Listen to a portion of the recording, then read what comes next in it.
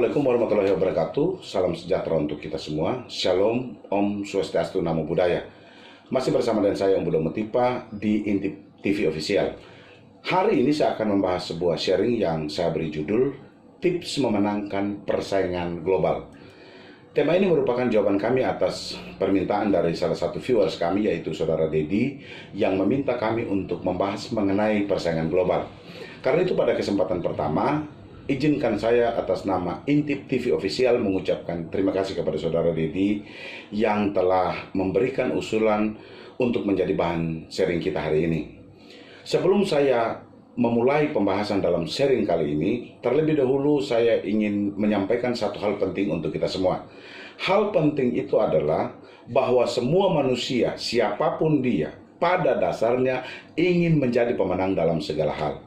Ingin menang di dalam karir, ingin menang di dalam usaha dan pekerjaan, ingin menang dalam posisi dan jabatan, bahkan ingin menang di dalam membangun hubungan dengan sesamanya manusia. Manusia pemenang adalah mereka yang mampu mengembangkan seluruh potensi dan modal hidup mereka, serta mampu mengkonversinya menjadi benefit atau hal yang menguntungkan bagi hidup mereka. Manusia pemenang juga merupakan manusia yang jeli membaca tanda-tanda zaman, yakni setiap peristiwa dan kejadian di sekitarnya, sehingga memudahkan dirinya beradaptasi dalam berbagai keadaan sesukar apapun itu sebagai akibat dari perubahan zaman itu sendiri. Kata globalisasi merupakan kata yang semakin akrab didengar oleh berbagai kalangan masyarakat kita akhir-akhir ini. Globalisasi dapat dipahami sebagai suatu proses penyatuan dunia tanpa batas, tanpa nisbi, tanpa ada penghalang. Juga dapat dipahami sebagai suatu proses yang membuat manusia itu saling terbuka dan saling bergantung antara satu dengan yang lainnya tanpa ada batas waktu dan batas jarak. Era globalisasi ditandai dengan pesatnya perkembangan di bidang teknologi digital, hingga kini dunia tempat kita tinggal menjadi semakin digitalis, serta didukung oleh perkembangan ilmu pengetahuan yang memudahkan segala bentuk informasi yang tersebar di seluruh dunia dengan cepat dan mudah diterima lintas negara dalam waktu sepersekian detik. Globalisasi juga dapat dimaknai sebagai dunia satu atap, dunia dalam genggaman kita, dunia tanpa batas. Kalau sebelumnya kita sering menggambarkan dunia yang maha luas, maka saat ini dalam waktu kita hari ini, dunia berubah menjadi dunia yang maha sempit. Kita cuma butuh waktu 1 jam, kita sudah dapat mengelilingi dunia dengan menggunakan Google Earth. Globalisasi dan ekonomi digital telah menghubungkan seluruh sektor pada lintas negara di dunia ini. Fenomena ini diperkirakan akan terus mengalami peningkatan berkali-kali lipat setiap saat di hari-hari kita ke depan. Seiring dengan meningkatnya jumlah pengguna arus informasi, penelusuran di mesin pencari data, juga pengguna video komunikasi, transaksi, dan lalu lintas intra-company. Pesatnya arus informasi menggerakkan perdagangan barang, jasa, keuangan, dan manusia yang nyatanya setiap jenis transaksi lalu lintas batas itu telah memiliki komponen digital yang siap ditransmisikan setiap waktu. Ekonomi digital merubah ekonomi global yang memungkinkan industri kecil menjadi industri multinasional karena dengan adanya elastisitas dan dinamika yang mereka miliki. Disadari atau tidak, justru memberi kesempatan yang lebih tinggi bagi para pemula untuk terlahir menjadi pelaku pasar secara global. Digitalisasi mendorong persaingan karena memungkinkan model bisnis yang inovatif dan kreatif, memungkinkan perusahaan untuk mengalami peningkatan dengan cepat. Ada puluhan juta perusahaan kecil dan menengah di seluruh dunia telah berubah menjadi eksportir dan bergabung dengan pasar e-commerce yang bisa bersaing dengan perusahaan-perusahaan multinasional, bahkan yang terbesar sekalipun. Globalisasi juga ditandai dengan adanya pergerakan sebuah kekuatan baru yang sedang membentuk peradaban umat manusia saat ini. Yang saya sebut sebagai peradaban baru itu adalah adanya gerakan digitalisasi di semua sektor kehidupan manusia yang membentuk manusia memasuki sebuah era baru yang kita sebut dengan kata The Age of Digitalization Movement, atau dalam bahasa sehari-hari kita mempergunakan istilah era digitalisasi massal. Singkat cerita, saat ini kita sedang memasuki dunia yang sangat ketat dan sangat kompetitif yang ditandai dengan hidup yang semakin kredit. Ketatnya persaingan dunia sering diformulasikan dalam satu kalimat yang kita kenal global competition. Percaya atau tidak, mereka yang siap pasti akan dipakai, sedangkan mereka yang tidak siap pasti akan tersingkir atau disingkirkan oleh derasnya arus globalisasi yang sulit untuk kita kendalikan. Untuk memberikan gambaran lain tentang dunia kita saat ini, selanjutnya saya ingin menyontek pandangan dari Gordon Raydan dan Janet Foss yang menggambarkan bahwa saat ini kita hidup di era otak, era yang menggerakkan revolusi cara kita hidup, cara kita berkomunikasi, cara kita berpikir, cara kita bekerja, cara kita mengerjakan sukses kita, dan cara kita mencapai kebahagiaan dan kesejahteraan dari hidup kita itu sendiri. Sementara itu, Alvin Toffler menggambarkan masyarakat dunia dengan sebutan The Open Society yang ditandai dengan struktur masyarakat yang terbuka, yang umumnya warga masyarakat global ini berusaha bekerja keras untuk menaikkan statusnya di dalam masyarakat yang ketat sekali bersaing, bekerja sama dengan sistem dan kompetisi serta korporasi yang ada. Salah satu ciri khas dari global competition adalah terbentuknya sentra, kawasan, atau integrasi, bahkan kalau boleh kita sebut persekutuan dan pusat ekonomi regional di berbagai kawasan di dunia yang membangun kekuatan ekonomi baru yang pasti akan semakin mempertajam persaingan. Beberapa kerjasama regional negara-negara dalam satu kawasan dapat saya gambarkan seperti kita di ASEAN, yang kita kenal dengan ASEAN Free Trade Area atau AFTA, yang dalam bahasa kita sehari-hari disebut masyarakat ekonomi ASEAN, atau di dalam bahasa para ekonom menyebutnya Asian Economic Community. Kerjasama ini merupakan proses mengintegrasikan kekuatan ekonomi ASEAN dalam menghadapi perdagangan bebas antar negara, di mana seluruh negara anggota ASEAN telah menyepakati kerjasama yang mengikat semua negara anggota. Asian Economic Community ini dirancang untuk mewujudkan wawasan ASEAN tahun 2020 seperti saat ini, yang dilandasi oleh 4 pilar, yaitu pertama, terbentuknya pasar dan basis produksi tunggal di ASEAN. Yang kedua, terbentuknya kawasan ekonomi yang berdaya saing tinggi di dunia. Yang ketiga, hadirnya kawasan dengan pembangunan ekonomi yang merata dan berkeadilan. Dan yang keempat, terbentuknya kawasan yang terintegrasi dengan ekonomi global. Jangkauan kerjasama ekonomi ASEAN mencakup bidang perindustrian, perdagangan, investasi, jasa, ada juga transportasi, telekomunikasi, pariwisata serta keuangan. Selain itu juga kerjasama mencakup bidang pertanian, kehutanan, energi dan mineral, serta usaha mikro dan menengah. Lahirnya kerjasama regional ini sangat beralasan karena negara-negara ASEAN itu kaya akan komoditi sumber daya alam berupa energi, mineral, dan tanaman pangan. Jumlah penduduk ASEAN yang besar, yakni sekitar 647 juta jiwa berdasarkan data tahun 2019. Dan hebatnya lagi, mayoritas penduduk ASEAN mereka yang disebut sebagai usia produktif. Dan juga di ASEAN rata-rata pertumbuhan ekonomi negara-negara di ASEAN relatif tinggi sebelum ada wabah corona atau COVID-19, dengan tingkat pertumbuhan sekitar 5-6% per tahun. Asian Framework on Equitable Economic Development juga, yang dikenal dengan sebutan kerangka kerjasama mengenai pembangunan ekonomi yang setara, mengedepankan upaya untuk mengatasi kesenjangan di bidang pembangunan, penguatan kualitas sumber daya manusia, peningkatan kesejahteraan sosial, pengembangan usaha mikro dan menengah, dan partisipasi yang lebih luas dalam proses integrasi dari negara-negara di ASEAN. Kawasan yang kedua yang saya akan bahas di sini adalah kawasan yang dikenal Free Trade Area of the Asia Pacific, yang kita kenal Asia Pacific Economic Corporation. Ini merupakan forum kerjasama antara 21 negara lingkar Samudra Pasifik yang telah berdiri sudah sangat lama, yaitu sekitar tahun 1989. Saat ini ada kurang lebih 21 negara yang menjadi anggota dari Asia Pacific Economic Corporation. Misalnya Australia, Brunei Darussalam, Kanada, Chile, China, Hong Kong, Indonesia, Jepang, South Korea, Malaysia, ada Meksiko, ada New Zealand, Philippines, dan lain-lain sebagainya. Kerjasama di Asia Pacific Economic Corporation ini merupakan kerjasama yang bersifat non-politis. anggota Asia Pacific Economic Corporation ini disebut mengintegrasikan diri ke dalam bidang ekonomi, mengingat setiap anggota saling berinteraksi secara entitas ekonomi dan bukan sebagai negara. Tujuan utama dari Asia Pacific Economic Corporation ini adalah mendorong pertumbuhan ekonomi dan peningkatan kesejahteraan negara-negara di lingkar Asia Pasifik itu sendiri.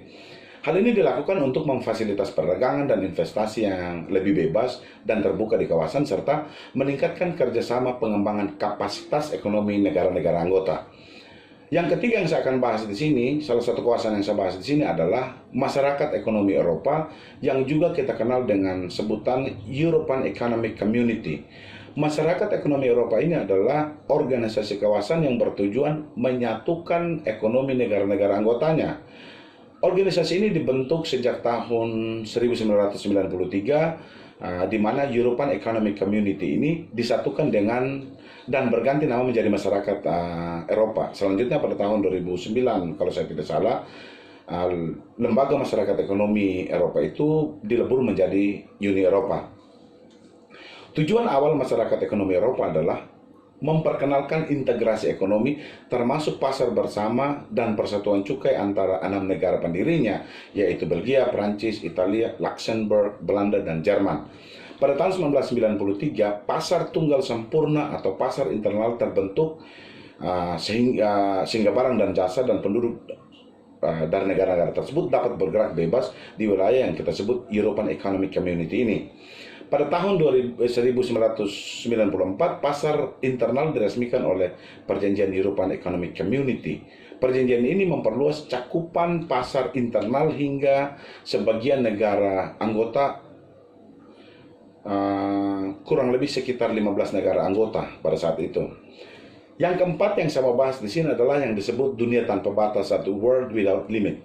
Dunia tanpa batas adalah istilah yang paling tepat menggambarkan kehidupan manusia di zaman seperti sekarang ini. Faktanya memang seakan tidak ada batas lagi yang menghalangi segala bentuk kehidupan manusia kita. Hal ini mudah terjadi karena adanya teknologi digital sehingga membuat manusia kerap menjalani hidup lebih praktis, lebih mudah, lebih cepat, dan lain-lain sebagainya. Oleh karena itu, setiap kegiatan yang dilakukan selalu ada hubungannya dengan yang bernama teknologi digital, terutama internet. Banyak manusia sekarang ini menggunakan aplikasi-aplikasi yang ada di internet untuk melakukan kegiatannya sehari-hari. Hal ini dilakukan karena hampir semua manusia telah memilih untuk mengikuti internet sebagai salah satu media di dalam melakukan pekerjaannya. Yang kelima yang saya mau bahas adalah di sini dunia dalam genggaman. Digitalisasi di semua sektor membuat manusia dapat terhubung dengan cepat melalui dunia maya. Dunia dapat digenggam dalam satu kotak kecil persegi 4, yaitu handphone yang berada di tangan kita semua. Harus diakui saat ini telah terjadi pergeseran peradaban, pergeseran gaya hidup, cara kerja, sudut pandang, cara berkarir, cara kita membangun hubungan, dan cara kita mendapatkan kebahagiaan dan kesejahteraan untuk hidup kita sendiri. Ciri khas masyarakat global dalam global competition dapat dilihat dari berbagai aspek sederhana. Pertama, dulunya orang bekerja menggunakan tenaga otot, namun sekarang berganti menjadi kekuatan otak. Dulu orang melakukan pekerjaan yang besar dan berat membutuhkan banyak orang. Sekarang kita hanya membutuhkan satu orang dengan kekuatan satu jari telunjuk saja yang menekan tombol kecil sudah dapat menyelesaikan pekerjaan seberat apapun itu. Kedua, tenaga manusia berubah menjadi tenaga mesin. Ketika dunia memasuki awal revolusi industri, kita mengenal cara kerja padat karya yang membutuhkan tenaga kerja manusia yang banyak sekali. Namun saat ini, cara kerja yang demikian sudah ditinggalkan dan berubah menjadi cara kerja padat modal dengan menggunakan mesin-mesin yang canggih dengan kecepatan, kuantitas, dan kualitas kerja yang lebih bagus dari yang dikerjakan oleh manusia. Untuk menjadi pemenang dalam persaingan global dibutuhkan metode, dibutuhkan ritme dan cara kerja yang tidak biasa-biasa saja. Para petarung yang memiliki jiwa pemenang memiliki caranya sendiri untuk mencapai sukses mereka. Beberapa cara kerja yang memungkinkan kita menang di dalam era yang kita sebut sebagai global competition ini dapat saya gambarkan dalam beberapa cara kerja sukses sebagai berikut. Pertama, smart work, atau yang kita sebut dengan kerja cerdas. Cara ini adalah cara kerja yang tidak hanya mengandalkan otot saja, namun juga menggunakan otaknya, bisa berpikir kreatif dan inovatif untuk mendapatkan hal yang maksimal dengan waktu yang sangat efektif dan efisien, sehingga masih memiliki waktu dan energi untuk melakukan kegiatan dan pekerjaan yang lain.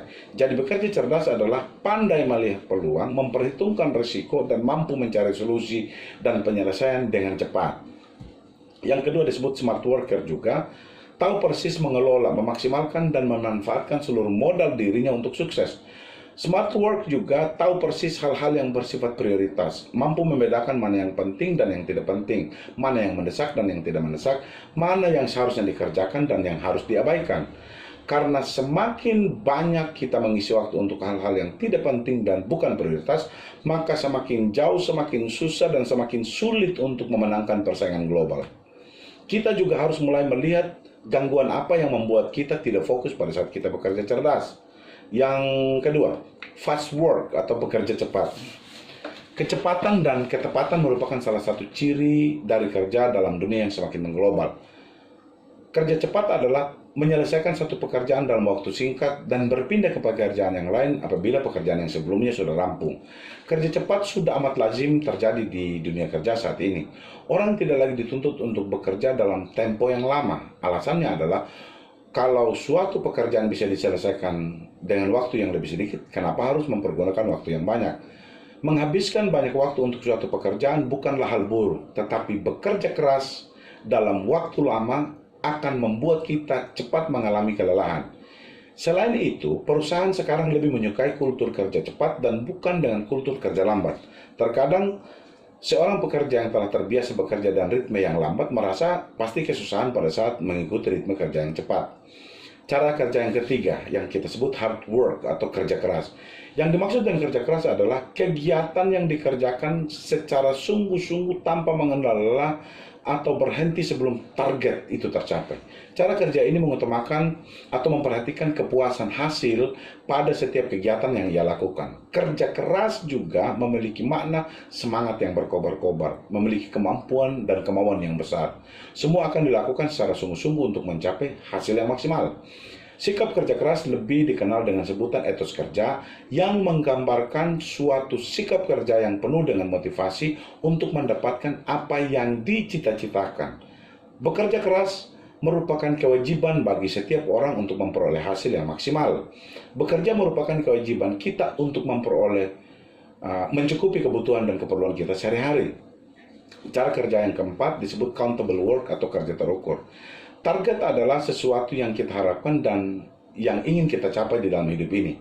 Kerja terukur adalah kemampuan untuk mengkalkulasi, menghitung, dan membidik target dengan presisi sehingga dapat mencapai sasaran dengan tepat. Salah satu cara untuk mewujudkan kerja terukur mempergunakan salah satu metode kerja yang disebut SMART method. Karena memang metode ini didesain sedemikian rupa untuk memberikan petunjuk pelaksanaan kepada kita dalam melakukan sebuah pekerjaan. Metode SMART ini pertama spesifik. Target kerja yang dibuat harus spesifik dan jelas. Jika target tidak jelas, maka akan sulit tercapai target tersebut. Karena fokus terbagi sehingga usaha yang dilakukan hanya akan berakhir sia-sia saja. Karena itu untuk menjadi pemenang di dalam global competition perlu membuat target sejelas-jelasnya.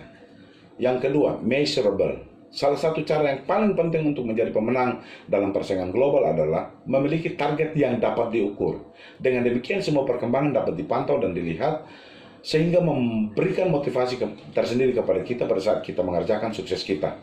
Melihat kemajuan akan membantu kita tetap fokus, mampu memenuhi tenggat waktu yang telah ditentukan dan merasa sukacita karena semakin dekat dengan tujuan yang ingin kita capai.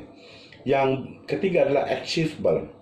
Target kerja yang dibuat juga harus realistis dan mudah dicapai supaya menjadi pemenang di dalam persaingan global. Dengan kata lain, target yang dibuat harus sesuai dengan perkembangan yang ada, harus sesuai dengan kemampuan yang kita miliki, dan kemungkinan dalam mencapai target itu juga harus menjadi salah satu ukurannya. Saat menentukan target, penting untuk melihat kesempatan dan sumber daya yang bisa memberikan peluang untuk lebih mendekatkan diri kita pada sukses yang akan kita kerjakan. Yang berikutnya adalah relevan. Langkah ini diperlukan untuk memastikan bahwa target kerja memiliki makna yang penting dan bisa disesuaikan dengan target yang lain. Yang berikutnya adalah time bound. Setiap target kerja harus berkaitan dengan waktu. Jadi, pastikan untuk membuat batas waktu yang terukur supaya tetap fokus pada sesuatu yang ingin kita capai ke depan. Kriteria waktu membantu mengatasi pekerjaan harian menjadi prioritas. Manusia pemenang di era globalisasi atau global competition ini adalah mereka yang mampu mempersiapkan diri dengan sebaik-baiknya melalui kematangan diri, kematangan berpikir, pemaksimalan potensi dan kemampuan dan juga dalam hal membaca tanda-tanda zaman. Saat ini kita sudah memasuki yang disebut global competition atau persaingan global. Karena itu mari kita persiapkan diri dengan sebaik-baiknya, jeli melihat peluang, kembangkan seluruh potensi dan modal hidup kita untuk sukses. Selamat menjalani global competition dan jadilah pemenang. Wassalam, salam NKRI.